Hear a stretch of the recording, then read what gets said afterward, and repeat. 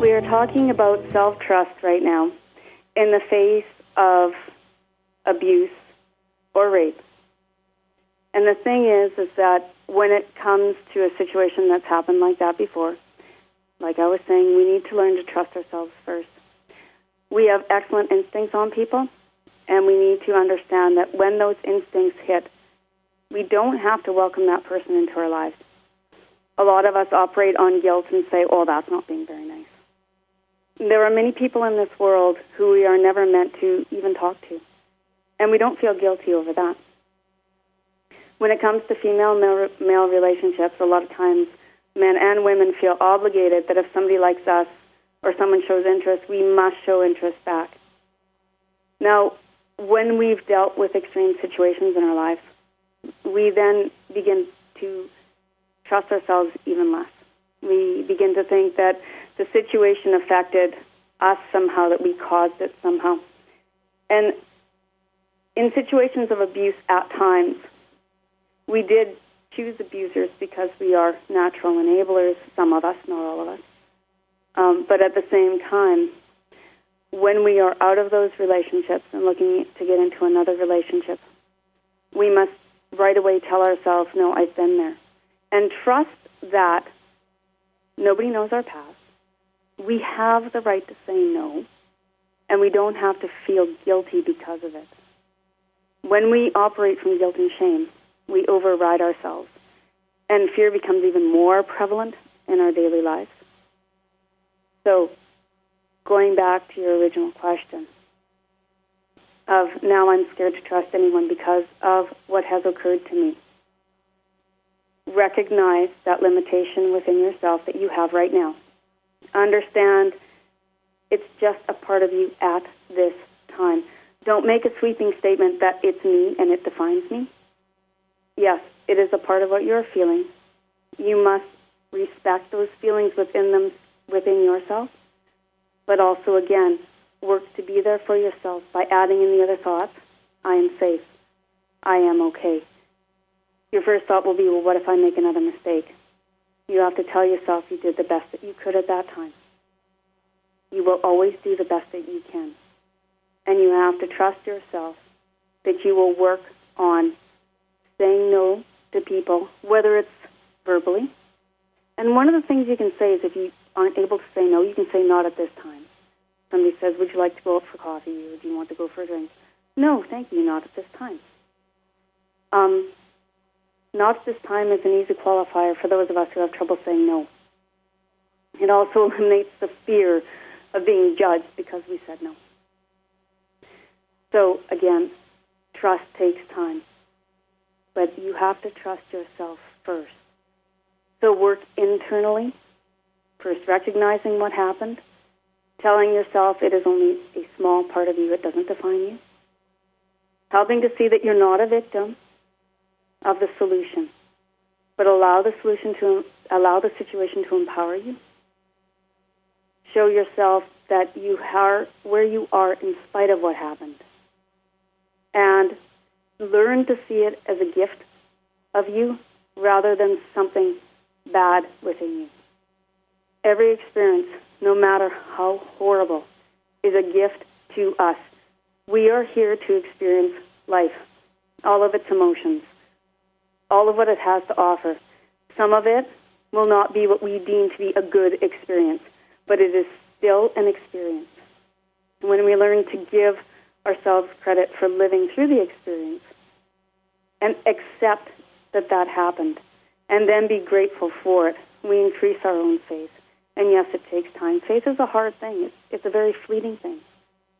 To accept that the universe knows best for us, or what we believe in knows best for us, and then be grateful for the experience, no matter what that experience is, results in a very strong faith that can't be broken. No matter what, you will know you're loved and supported. So, let's go back to simple solutions. Fear.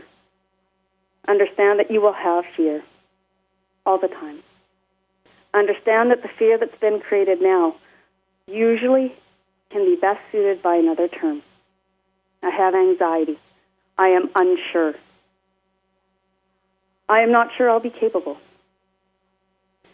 When you're saying, I fear I'm going to run out of time, I fear that I'll run out of money, show yourself everything is going to work out the way it's meant to, and I believe no matter what, I will be okay. Again, it's not to shut off the other thoughts that you're having.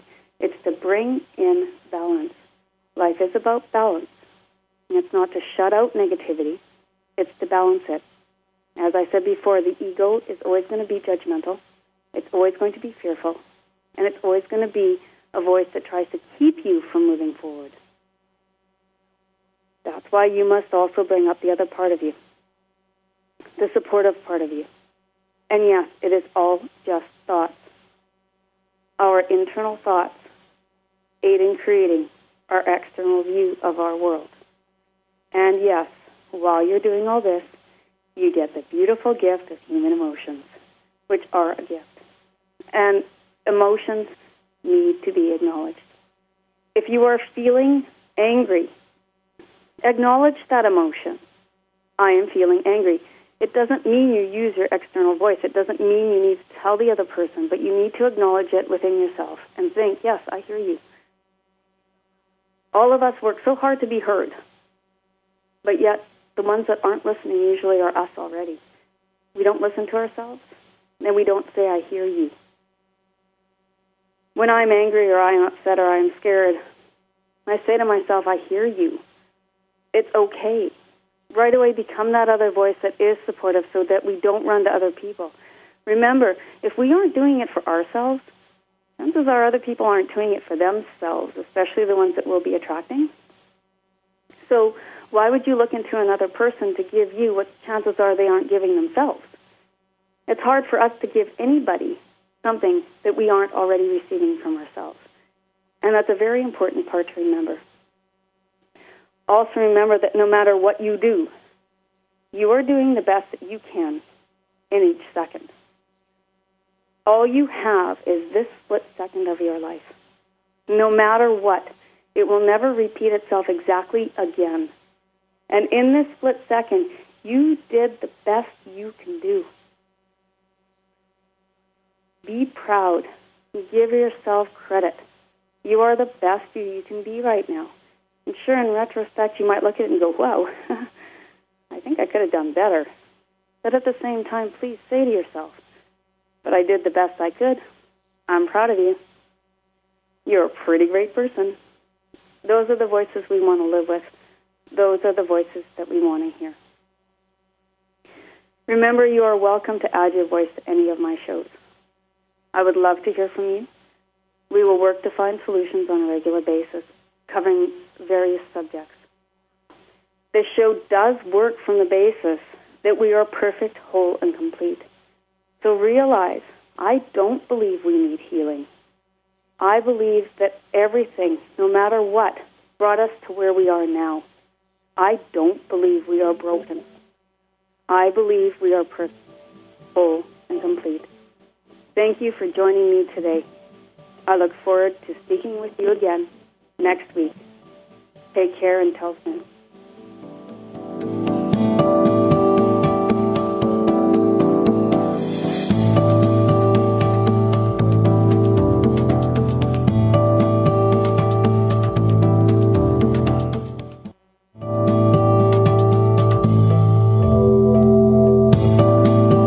Thank you for being with us on The Psychology of Spirit with your host, AuKeeRa Rayne.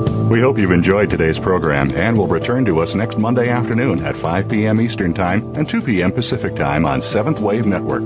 Remember, life is not meant to be an uphill climb. It's just life.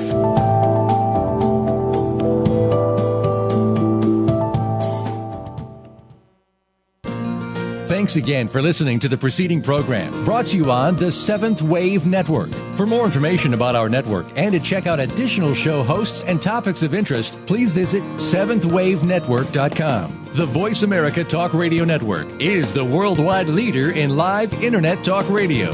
Visit voiceamerica.com. The views and ideas expressed on the preceding program are strictly those of the hosts or guests and do not necessarily reflect the views and ideas held by Voice America Talk Radio Network, its staff, and management.